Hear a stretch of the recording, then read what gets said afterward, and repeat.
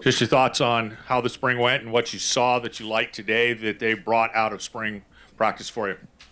Yeah, I thought a little bit sluggish today. I think there's probably 37,000 people that left there today going, I don't know, and they're probably right. I think there's a lot of young guys, a lot of new guys in different roles. Put the ball from the if you have your offensive hat on, put the ball on the ground way too many times. Some miscommunication too many times. Some built-in excuses for that in terms of how the teams are divided up. But overall, we got a lot better, and through 14 practices, really pleased with where we are. And now it's a matter of building on that, not maintaining in the summer. We don't want to just stay the same during the summer kind of period where the players they're on their own. We have to get better.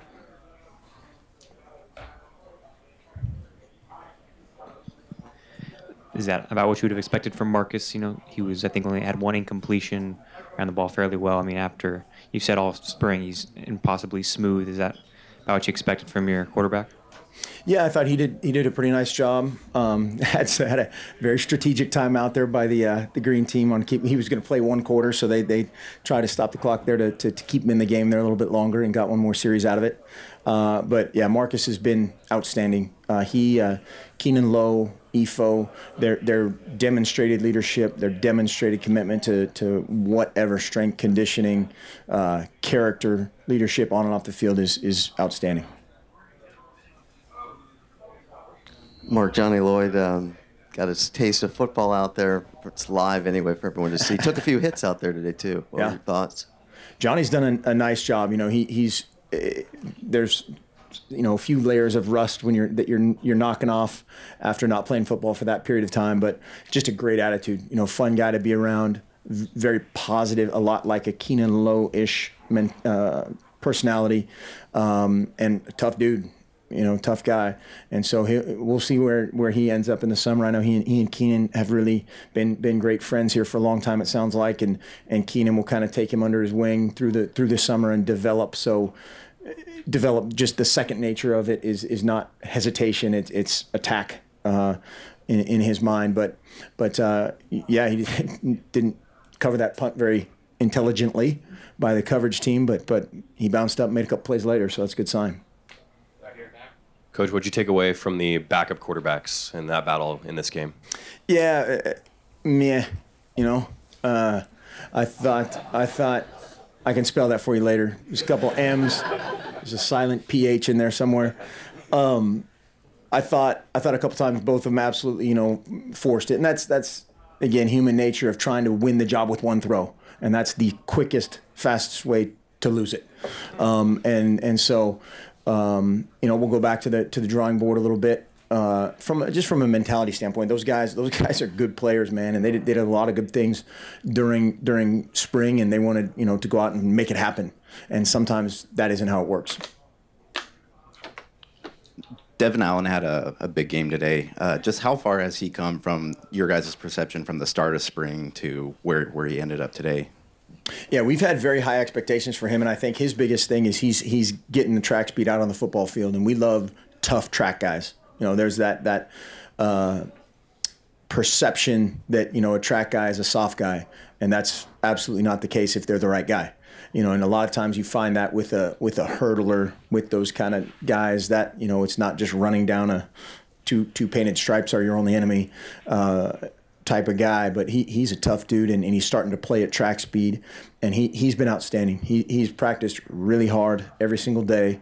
Had a couple nicks and dings, but he battled through it, and a guy that is again starting to play at that speed, and so we expect big things out of him, and he's gonna obviously make those young guys learn quickly or get beat out.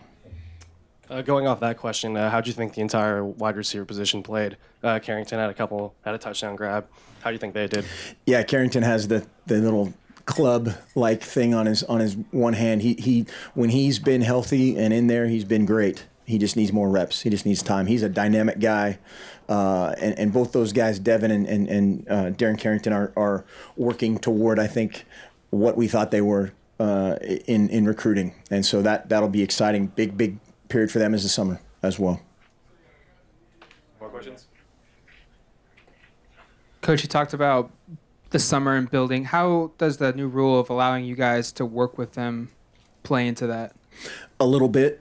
I think the biggest thing that does is it makes things so you can look people in the eye and hold them accountable for something that's absolutely mandatory.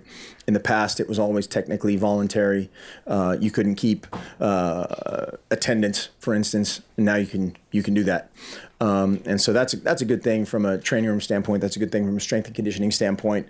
And then it's a great thing for guys that either incoming guys that are going to be here for the first time, or guys like we're talking about, whether it's Devin Allen or Darren Carrington, and their development and how quickly that does or does not happen.